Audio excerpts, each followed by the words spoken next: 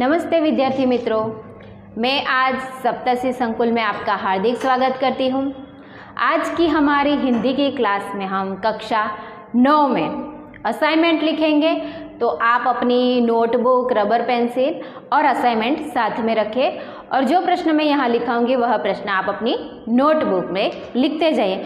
तो आज हम जो हमारा गद्य 19वां है, महाकवि कालिदास, उनके जो प्रश्न 1 थे उनके अ विभाग, ब विभाग हमने आगे के लेक्चर में लिखे थे। तो आज हम उनका जो पहला प्रश्न है, उनका जो ड विभाग है, निम्नलिखित प्रश्नों के उत्तर 2 या 3 वाक्य में लिखिए, तो वह हम आज लिखेंगे। तो आप उनका जो पहला प्रश्न है वह नोटबुक में लिख लीजिए। विद्योत्तमा का परिचय दीजिए। उनका उत्तर लिखिए। विद्योत्तमा शारदानंद राजा की पुत्री थी।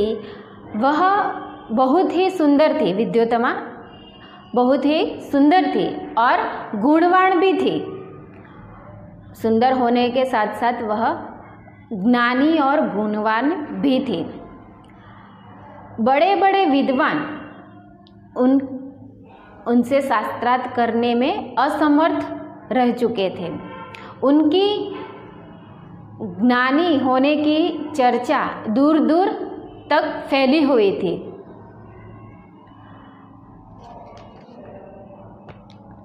इस प्रकार हम उनका प्रश्न का उत्तर लिखेंगे। अब हमारा जो दूसरा प्रश्न है वह आप लिखिए।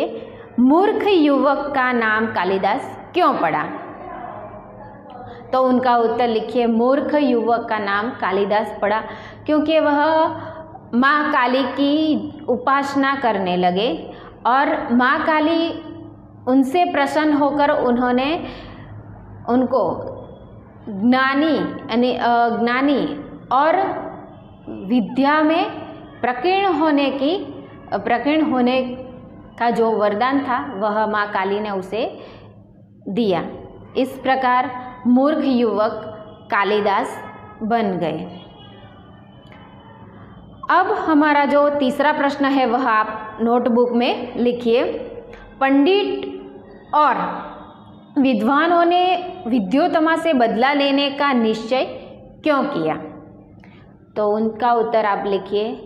पंडित और विद्वानों ने विद्योत्तमा से बदला लेने का निश्चय किया क्योंकि पंडित और विद्वान जो विद्योत्तमा गुणवान थी, उन्होंने घोषणा की थी कि जो भी उसे शास्त्रार्थ में हराएगा उसके साथ वह विवाह करेगी। और बड़े बड़े पंडित और विद्वान उनसे शास्त्रार्थ में हार गए थे तो उनको दुख की अनुभूति हो रही थी। तब उन्होंने विद्योत्तमा से बदला लेने का निश्चय किया। अब हमारा जो आगे का प्रश्न 4 वह लिखिए। कालिदास की अज्ञानता किस बात से प्रकट होती है? तो उनका उत्तर लिखिए। कालिदास की जो अज्ञानता थी वह इस बात से प्रकट होती है कि जो कालिदास जिस डाली पर, पेड़ की जिस डाली पर बैठे थे उस डाली को ही काट रहे थे। इस कार्य से उनकी जो अज्ञानता थी वह प्रकट होती है। अब हमारा जो 5वां प्रश्न है वह आप नोटबुक में लिखिए। महाकवि कालिदास की कृतियाँ जो उन्होंने कृतियाँ लिखी है उनके नाम आपको लिखने हैं। तो उनका उत्तर लिखिए। कालिदास की जो 7 मुख्य जो 7 कृतियाँ हैं उनके नाम। तो पहली जो है उनकी जो कृति वह है ऋतुसंहार। दूसरी जो है मालविकाग्नि और तीसरी है विक्रम वंशियम और चौथी है कुमार संभव। 5वीं जो है मेघदूत। 6ठी जो है वह रघुवंश जो रघुकुल पे लिखी गई है और सातवीं जो है अभिज्ञान शाकुंतलम, ये सातों सात कृतियाँ कालिदास की है। अब हमारा जो प्रश्न एक है उनका जो ई विभाग है वह हम लिखेंगे निम्नलिखित प्रश्नों के उत्तर 5 या फिर 6 वाक्य में लिखिए। तो पहला जो प्रश्न है वह आप नोटबुक में लिखिए, विक्रमादित्य कौन थे? उनके शासन में समाज और साहित्य की कैसी उन्नति हुई? तो उनका उत्तर लिखिए, विक्रमादित्य उज्जैन के एक राजा थे और उनके शासन के काल में उनकी प्रजा बहुत सुखी और समृद्ध थी। विक्रमादित्य ने समय समय पर सोने के सिक्के का चलन भी चलाया था और राजा विक्रमादित्य ने अपने नाम से विक्रम संवत भी चलाया था। और विक्रमादित्य के समय में इतनी उन्नति हुई कि वहाँ पे एक से बढ़कर एक कवि उस समय उत्पन्न हुए थे। तब संस्कृत भाषा की उन्नति हुई थी उस समय में, जब विक्रमादित्य का शासन था। उस शासन के दौरान संस्कृत भाषा की उन्नति हुई थी और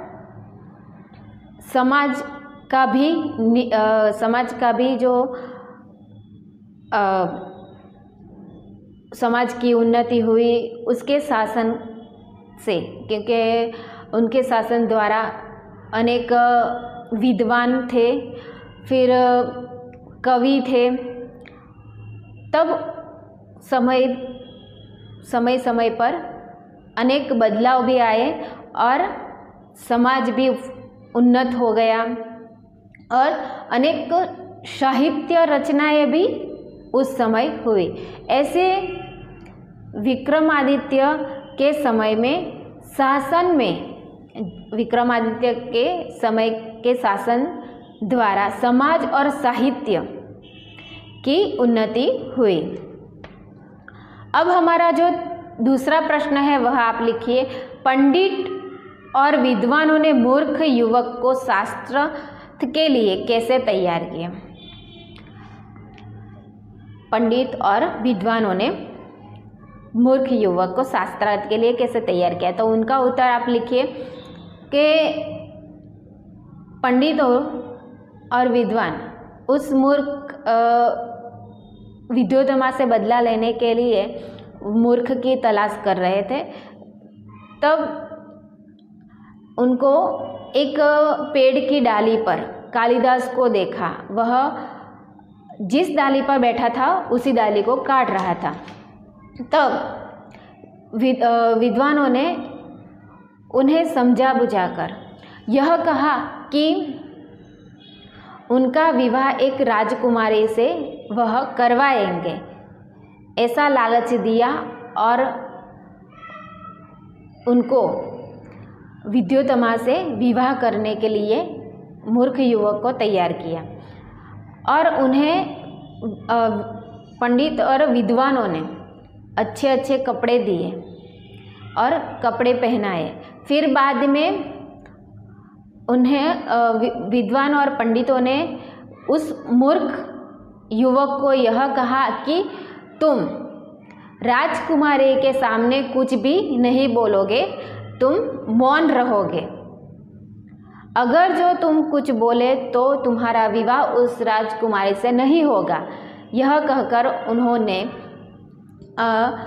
मूर्ख युवक को समझाया और राजकुमारी से विवाह करने के लिए तैयार किया। अब हमारा जो तीसरा प्रश्न है वह आप नोटबुक में लिखिए, पंडित और विद्वानों ने विद्योत्तमा से किस प्रकार बदला लिया? तो उनका उत्तर आप लिखिए, विद्योत्तमा एक सुंदर और गुणवान राजकुमारी थी। उन्होंने घोषणा की थी कि जो शास्त्रार्थ में उसे हराएगा उन्हीं से वह विवाह करेगी। बड़े बड़े विद्वान और पंडित उनसे हार चुके थे, तो उनसे हारने के बाद वह दुख की अनुभूति कर रहे थे। तब पंडित और विद्वानों ने यह निश्चय किया कि हम विद्योत्तमा से बदला लेंगे और उनकी शादी किसी मूर्ख से करवा देंगे और उनका घमंड तोड़ देंगे। तब उन्होंने ऐसे मूर्ख की तलाश की और उनको कालिदास मिले और कालिदास को जो मूर्ख युवक मिला और वह मूर्ख युवक को उन्होंने समझा बुझाकर तैयार किया और राजकुमारी से विवाह करने का लालच दिया और मौन रहने को कहा उस मूर्ख युवक को, और अच्छे कपड़े पहनाकर राजकुमारी विद्योत्तमा के पास उस मूर्ख को खड़ा कर दिया। और विद्वानों ने यह कहा राजकुमारी से, विद्योत्तमा से, कि यह हमारे गुरु है, वह आपसे शास्त्रार्थ करेंगे, लेकिन आज उनका मौन व्रत है, इसके कारण वे संकेत में आपका उत्तर देंगे। तब उस मूर्ख ने शास्त्रार्थ में विद्योत्तमा ने जो जो प्रश्न किए उनका उत्तर उन्होंने मूर्खता से दिया, लेकिन बड़ी ही चतुराई से बड़े बड़े विद्वान और पंडितों ने उनका उत्तर सही तरीके से उनका अर्थ बताते हुए विद्योत्तमा को कहा, और विद्योत्तमा उनसे शास्त्रार्थ में उन्होंने अपनी हार मान ली और उस जो मूर्ख युवक था उनसे विवाह कर लिया। इस प्रकार बड़े जो विद्वान और पंडितों ने एक मूर्ख युवक के साथ विद्योत्तमा का विवाह करवाकर अपना बदला ले लिया। तो यहाँ पे मैंने जो सारे प्रश्न लिखाए हैं 1-2 वाक्य में और 5-6 वाक्य में, तो ये सारे प्रश्न आप अपने नोटबुक में लिखिए और अब अच्छी तरह घर पे उनका अभ्यास करिए। तब तक के लिए जय हिंद, जय भारत, अस्तु।